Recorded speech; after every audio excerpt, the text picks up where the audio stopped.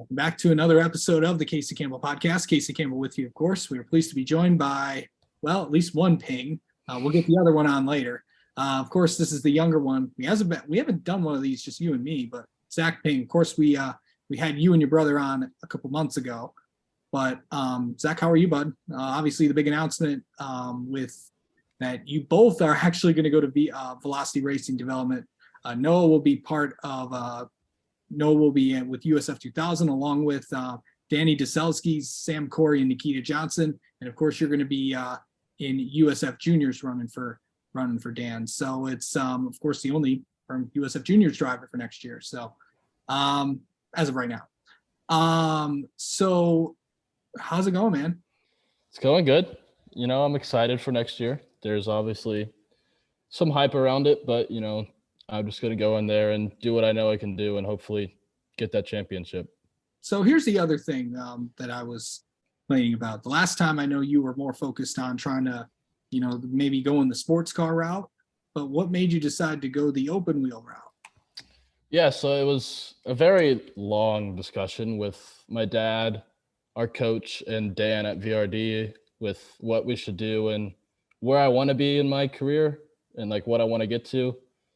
Which obviously, like sports cars is my dream, but Indy car is obviously there. It's one of the fastest growing motorsports series in the world. So obviously an Indy car ride would be cool, but we looked at it in the long term of things as where I want to be and how I want to be like paid and have a career in motorsports. And we looked up the history, and all the guys coming from open wheel get rides in almost anything, whether it's prototype sports cars, Indy cars. So we kind of just based it on that and went from there. Yeah. So kind of going into that, have you driven one of the, of course you were at the test a few weeks ago. How was that? What was it like driving around Indy? Yeah, it was, you know, you walk in there and you get like chills. I don't know. I guess it's just the atmosphere of Indy. It was very cool to be able to even just enter the speedway, but to be able to drive on it was a very cool experience. And obviously, I mean, I guess you could say it went well. You know, I was only like a second off pole, but it's not where I wanted to be, unfortunately. You know, I wanted to be up there running with the top guys, but seeing as I didn't have as much experience as they did, I guess it wasn't too bad. Yeah. So I know a lot of the race weekends, even though you and your brother are going to be driving for the same team, but obviously not in the same series, and for the most part, not even on the same weekend. So, you know, obviously for many people that don't know, USF Juniors is a brand new series that literally just started last year. And of course you're going to the same tracks, but obviously due to schedule constraints and, you know, as many series is on there, of course you guys will go to Road America, but I think it's later in the year. Of course you guys go to COTA, of course Barber. I think that's the only race weekend where everybody's on the same page. Of course you'll be going to Mid-Ohio with the when the trucks go there, as well as the ARCA cars. So might catch you there. But overall, just how exciting is it to go to some of these tracks that you may have been to? You know, you maybe was either in an F4 car or a Trans Am car or something like that. But a lot of the tracks that you went to are very familiar to you. Yeah, I think almost every track we go to, I've been to at least twice. So I've driven the Radical downforce cars at Road America, but I've also driven the sports car Cayman in the World Racing League. So I have experience in I guess downforce car to a sports car with a bunch of weight. So I don't know. I have experience in multiple different things at the tracks, but I mean, nothing compares to an open wheel car at Velocity Racing Development. So yeah. So yeah, it's obviously there are more announcements to come, and I know you're gonna have some teammates. So just how exciting is it to kind of be that first guy that kind of gets there? I know we kind of talked about how you kind of got in there. Of course, you know, obviously Noah's background into racing is, you know, a story in itself. It's a path unlike any other, but we really haven't I mean, we maybe did, but what is kind of how you got into racing a little bit? Yeah, so it's similar to Noah's, but I didn't play hockey. I played lacrosse since I was in 5th grade. So I played since I was in 5th grade until we got COVID hit, and we got the Primal Racing School and got our license to go race in the Radical Cup. So I did it a year after Noah did because I didn't really know what it was. I didn't know like how I would like it. And then I mean, obviously you get behind the wheel and you fall in love with it. But once we did that, I fell in love with it. We did some Radical Cup races. You know, I was on the podium. Never got the win because I was just new to it and didn't know how to handle everything. But multiple podiums, multiple poles. But yeah, going back to lacrosse thing, I played pretty much. I've played every position until high school, and then once high school hit, I played pretty much everything but goalie.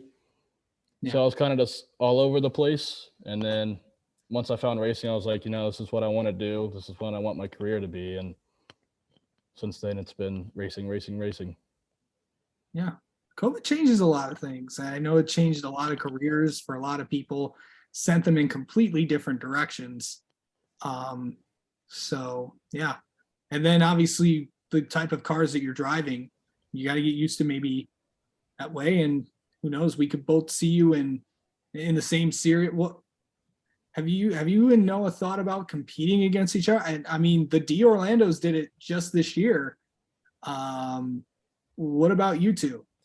Yeah, the problem is we think it's a good idea, but at the same time, it's a bad idea. Because the way that we're ultra competitive, we want to win. And obviously, we'd figure it out if we tried it. But at first, I don't think it would end very well where one or the other has to beat the other. That's just because of how we are. And since we're so similar in pace and time, that at the same time, it would help that way because if one's faster than the other, you can use his data and you can explain when you go home that night what you're doing compared to what they're doing. But when it comes to the race and one of them's first and one of them's second, I mean, the guy in second's going to want to have to pass the brother. That's just because of how it is. Yeah, it's kind of how it is. But of course, it's going in the series, a lot of places that you're gonna race at, not with guys. But what's the track that you're most looking forward to going to this year? Kind of forgot the schedule, but I think probably Road America or Coda. Yeah, it's speaking of Coda.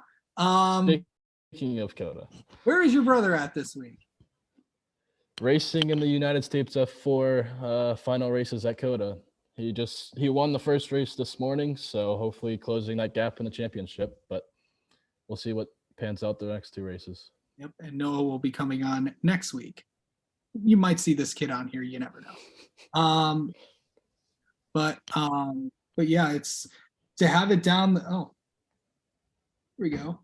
Yeah, it's of course you're gonna be in these cars that you're not really used to. But what challenges do you think you have ahead of yourself? Probably just getting back used to the downforce. Because when I've been doing the World Racing League sports car stuff, which, I mean, you have like, I don't know, a little bit of downforce, but nothing compared to these open wheel cars that I'm going to be racing next year. Is probably just getting used to the downforce, cornering speed, and braking is probably honestly the biggest part.